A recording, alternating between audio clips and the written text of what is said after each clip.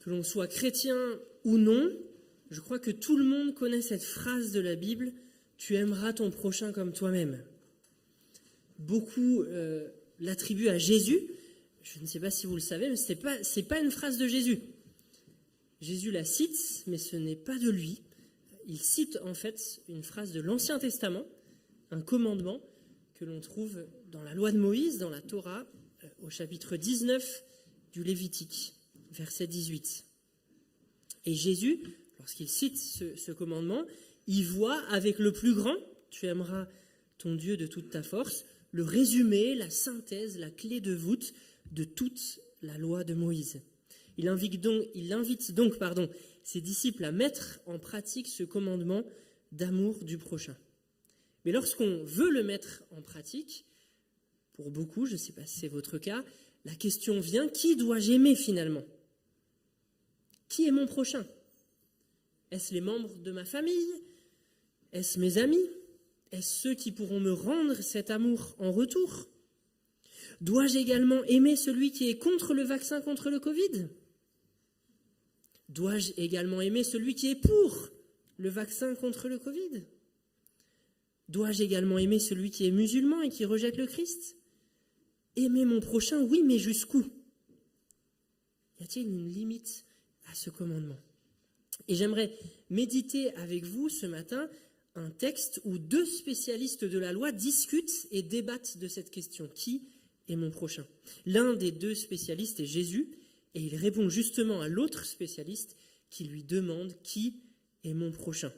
Je vous invite à lire avec moi dans l'évangile de Luc, au chapitre 10, les versets 25 à 37.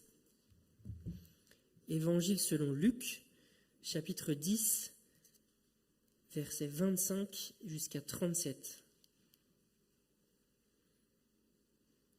Un enseignant de la loi se leva et posa une question à Jésus pour lui tendre un piège. « Maître, lui dit-il, que dois-je faire pour obtenir la vie éternelle ?» Jésus lui répondit, « Qu'est-il écrit dans la loi ?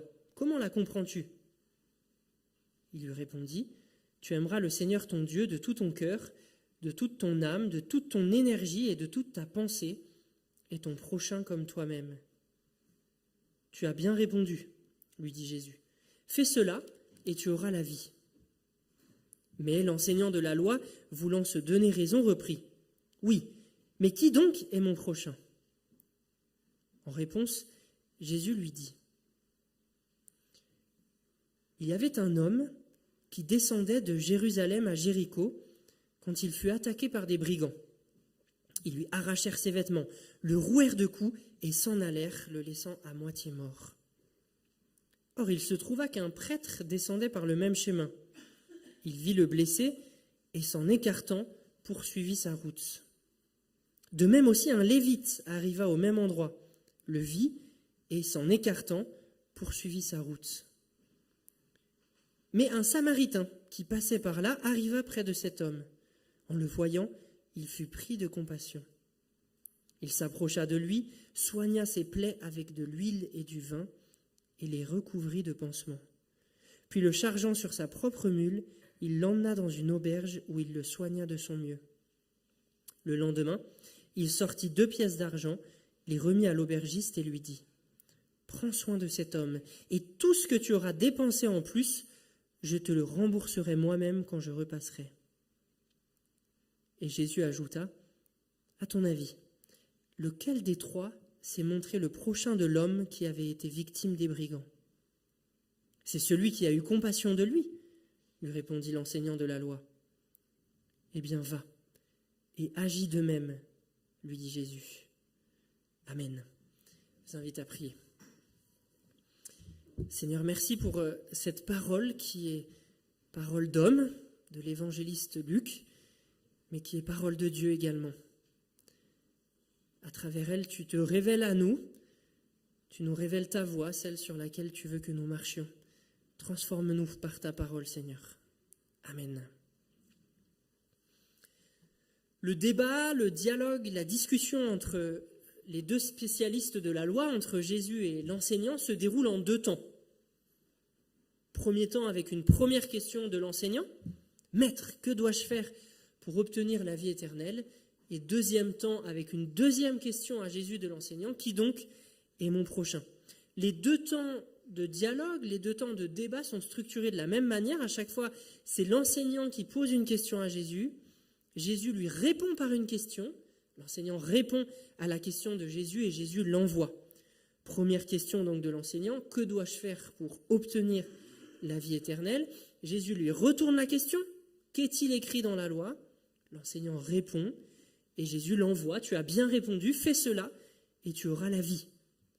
Le dialogue aurait pu s'arrêter là, mais l'enseignant veut en découdre, il pose une autre question, mais qui donc est mon prochain?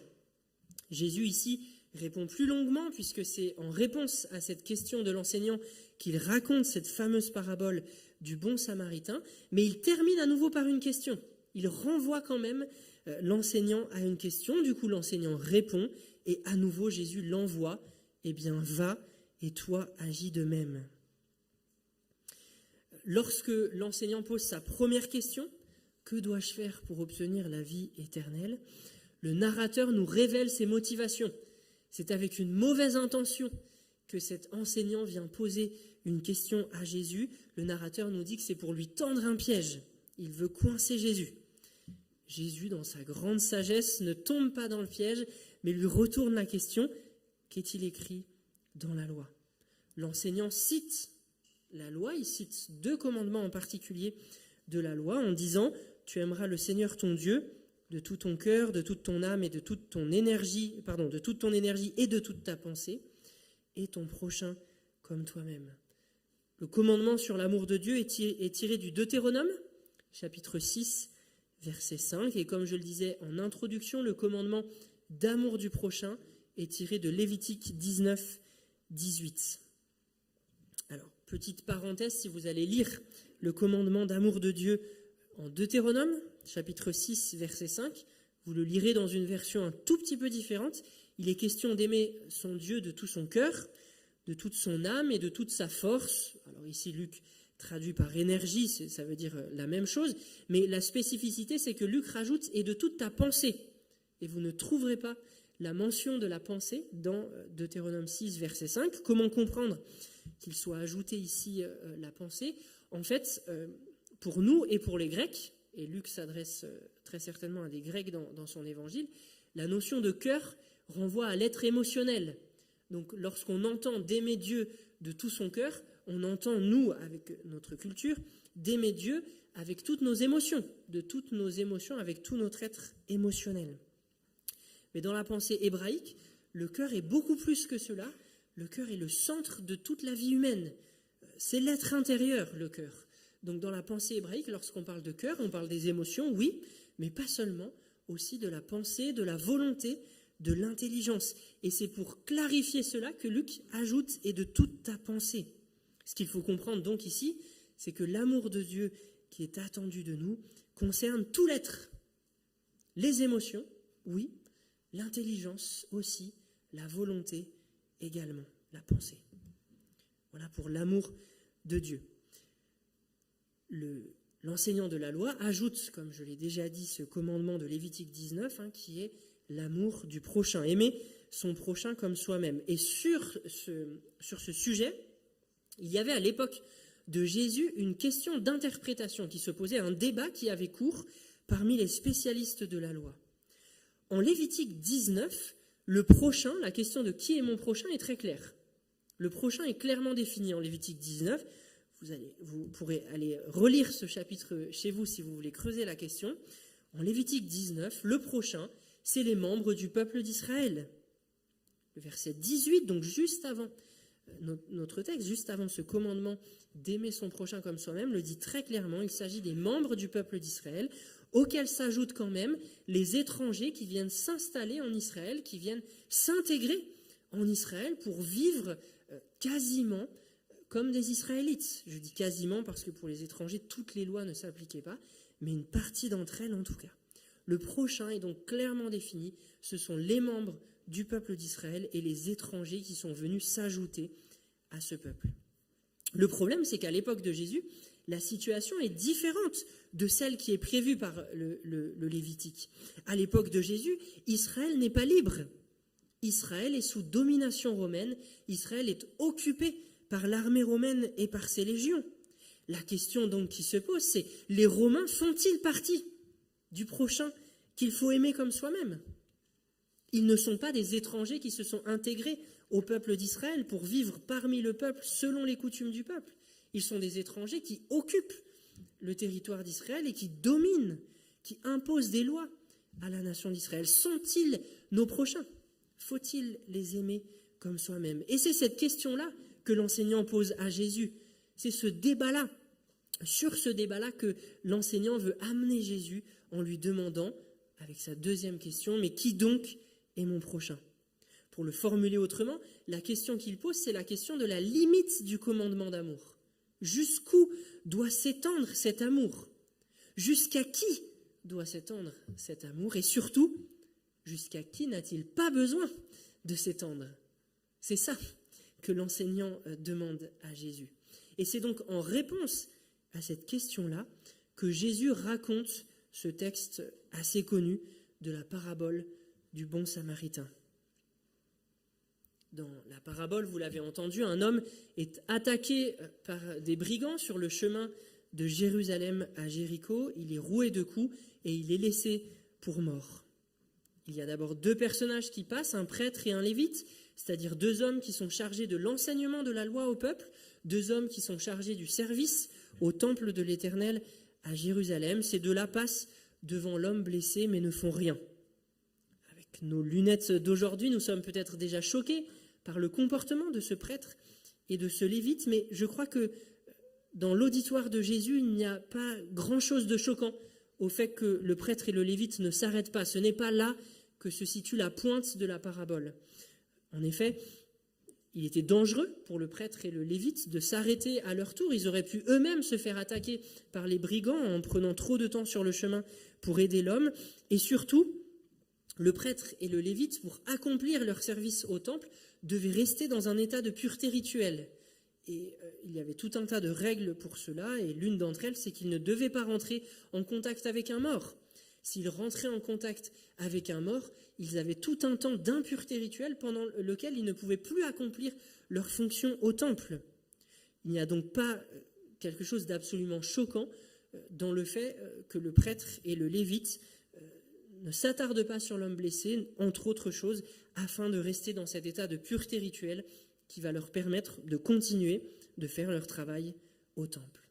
Là où la pointe de la parabole intervient, là où Jésus a introduit un élément choquant, c'est avec ce troisième personnage, ce samaritain, c'est-à-dire un homme qui est issu d'un peuple absolument ennemi du peuple juif.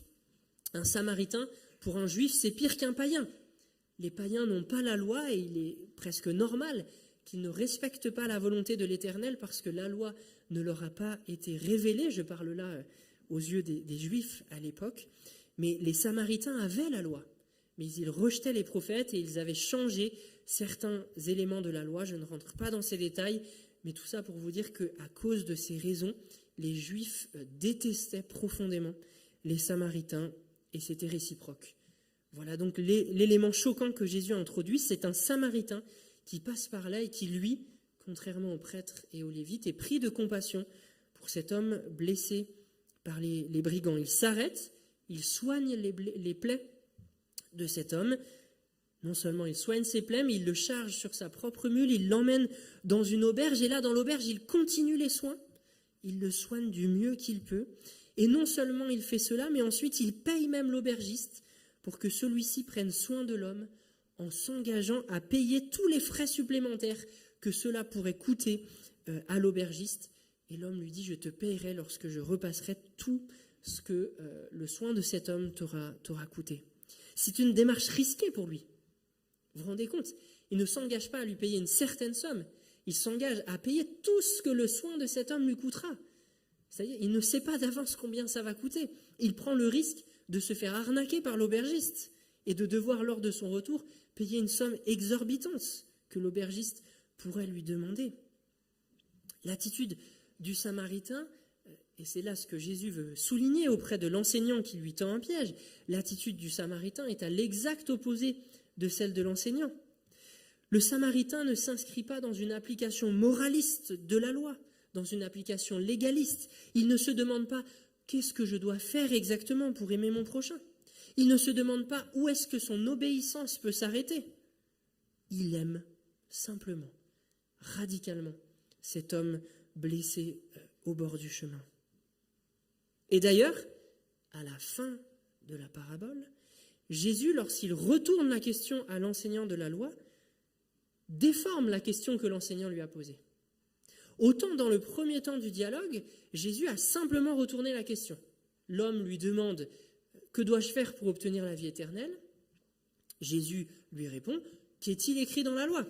Il s'attend à ce que l'enseignant réponde lui-même à sa propre question.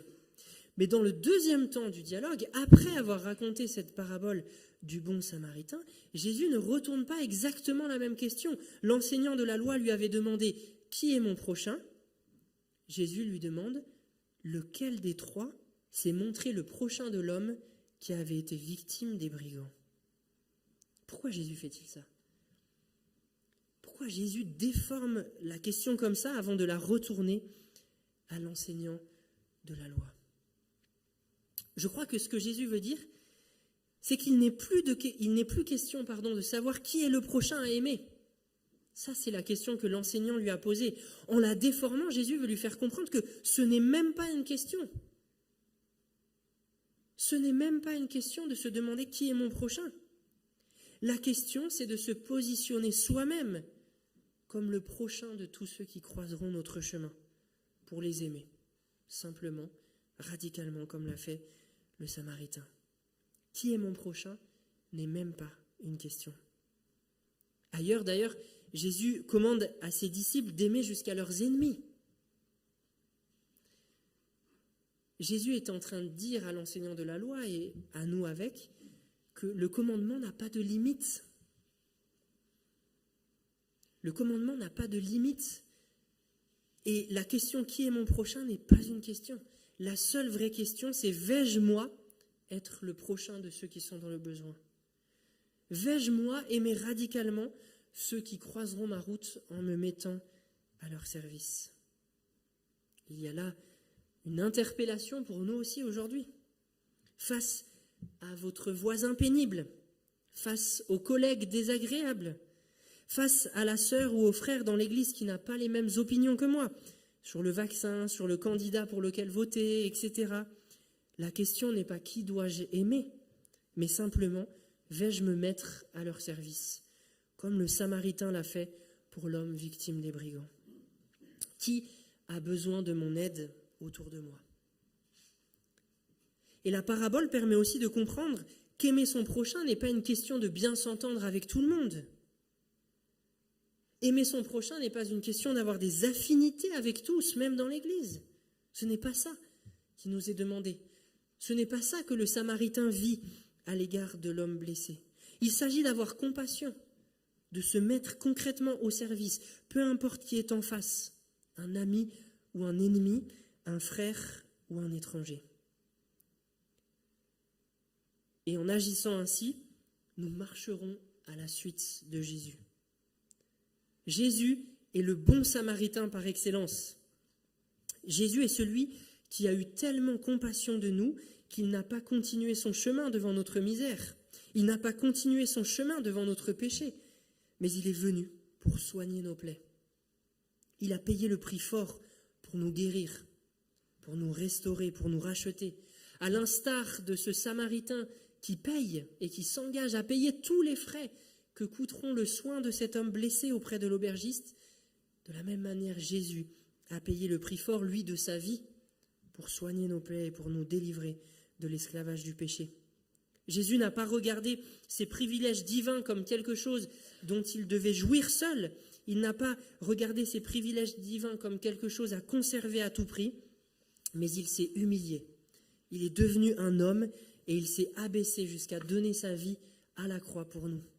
Sa vie, c'est le prix qu'il a versé pour nous racheter de notre esclavage au péché, de notre tendance à nous détourner si facilement de Dieu et de ses commandements. Que faire alors pour obtenir la vie éternelle, puisque c'était la première question de l'homme posée à Jésus? Ce n'est pas par les bonnes œuvres. Ce n'est pas en essayant par nos propres forces de devenir un bon samaritain.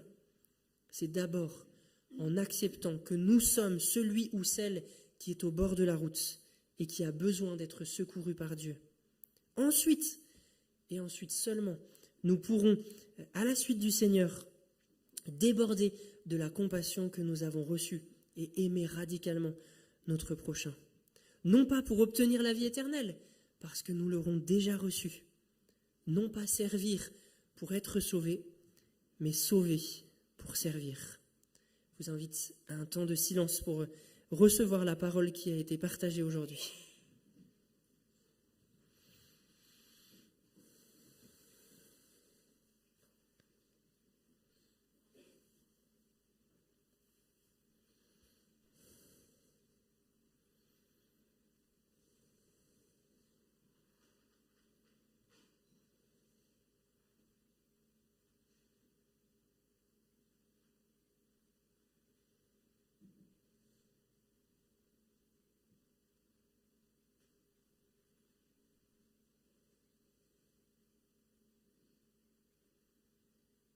Seigneur Jésus, merci parce que tu es notre bon samaritain.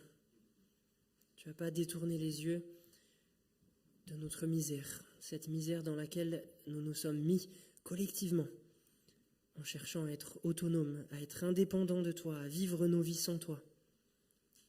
Non, tu n'as pas détourné le regard, mais tu t'es humilié pour notre salut, pour panser nos plaies et nous délivrer de l'esclavage du péché. Seigneur, fort de cet amour rempli de cette compassion que tu as eue pour nous, nous voulons nous aussi déborder de compassion. Donne-nous, par ton esprit, d'aimer dans un même élan que toi celles et ceux qui nous entourent, d'aimer jusqu'à nos ennemis, d'aimer simplement et radicalement, sans nous demander quelle est la limite de ce commandement, sans nous demander qui nous pouvons nous dispenser d'aimer, de nous mettre au service de toutes et tous, de l'ami et de l'ennemi, du frère et de l'étranger. En ton nom Jésus. Amen.